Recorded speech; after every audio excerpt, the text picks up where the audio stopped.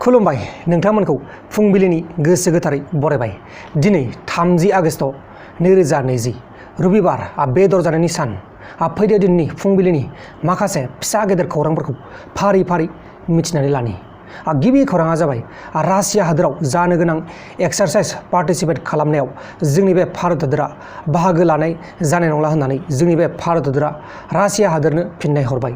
मानो होनोब्ला बे रासिया हादोराव पाकिस्तान, चाइना आरो इन्डियाखौ पार्टिसिपेट खालामनो लेंहरदोंमोन जयैनो, नाथाय जोंनि बे भारत हादोरा बेखौ गोजोननाय मोनाखै।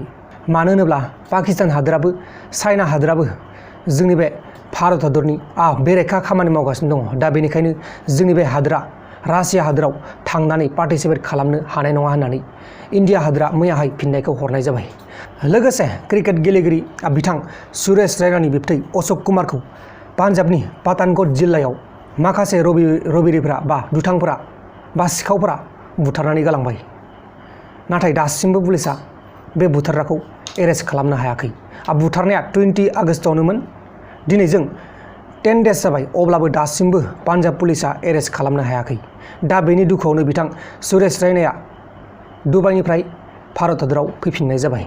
गुबुन फारसेथिं इन्डिया आरो पाकिस्तान इन्टारनेशनेल बर्डार खाथिनि जम्मुआव मैयाहाय BSF हानजाया गुदुं सिंजों थांजानाय लामाखौ डिस्कभार खालामनानै नागिरनानै मोननो हादों। बे लामाखौ टेररिस्टफोरा दुथांफोरा हाथियार लांलाय लाबोलाय खालामनायाव बाहायो जानो हागौ होननानै सन्देह खालामनाय जादों। दानिया फैदो गुबुन खौराङाव। गुबुन खौराङा जाबाय लखनौनि रेलवे अफिसार बिथां राजेश दुत बाजपेयीनि हिन्जाव आरो बिनि फिसालाखौ मैयाहाय न' सिङाव हाबनानै गावथारनानै गालांबाय। नाथाय दासिमबो दायनिगिरिखौ एरेस्ट खालामनो हानाय जायाखै। जोंनि बे हादोराव दायनिगिरिफोरखौनो नागिरनानै मोना, थाबैनो नागिरना मोना। दायनिगिरिखौ नागिरनायावनो मास मोनसे बारलांखायो, नङा होमबा लोगोफोर? जोबोर लेजि जागासिनो दङ। लोगोसे सुरेश रैना बिथाङा बे बोसोरनि 2020 मायथाइनि जानो गोनां IPLआव बाहागो लानाय जानाय नंला होननानै मैयाहाय बिथाङा गावनो फोसावनानै होदों। मानो होनोब्ला बिथाङा माखासे पार्सनेल प्रब्लेम दङ। दाखालि बावै बिथांनि बिबथैखौ बुथारदोंमोन, बेनि जाहोनावबो जानो हागौ, नाथाय बेनि जाहोनखौ बिथाङा फोरमायनानै होआखै। गुबुन खौराङा जाबाय बलिउड स्टार बिथां जेनेलिया डिस'जाखौ कर'ना भाइरास बेमारनिफ्राय रैखा खालामनो हाबाय।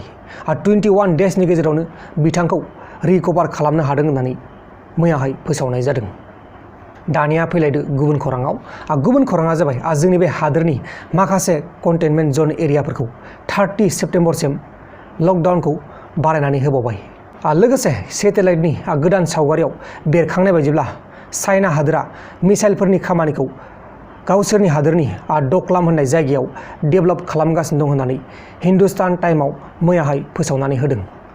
गुबुन खौराङा जाबाय फरायसालि आरो कलेजफोरनिफ्राय जोंनि बे आसामाव 15 सेप्तेम्बरनिफ्राय 15 सेप्तेम्बरनिफ्राय फरायसालि आरो कलेजफोरखौ खुलिसिगोन होननानै मैयाहाय बिथां हेमन्त बिश्व शर्माया गावनि खुगाजोंनो फोसावनानै होदों।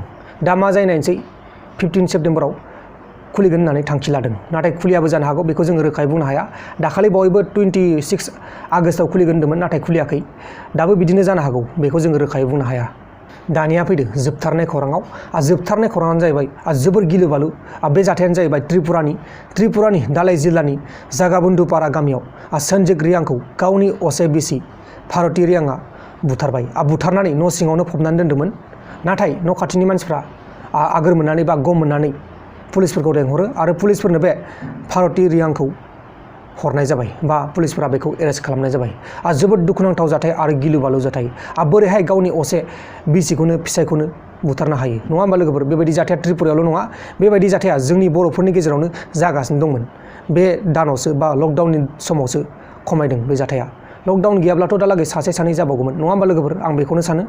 जोंनि बे बर'फोरनि गेजेराव बोसोरसेयाव सासे नङा सासे गावनि फिसालाखौ बुथारनाय, गावनि बिसिखौ बुथारनाय, गावनि फिसायखौनो बुथारनाय, नङा होमबा लोगोफोर? दिनैनि फुंबिलिनि रादाबफोरा बेखिनिल'मोन। जुदि नोंथांमोना आंनि बे भिडिअखौ मोजां मोनदों अब्ला भिडिअखौ लाइक खालाम, लोगोसे चेनेलाव गोदानबा चेनेलखौबो साबस्क्राइब खालाम। दाहाय बेलासियाव मोनसे रादाब फैगासिनो दं, बेलासिनि रादाब नोंथांमोना नायबानो जाबाय।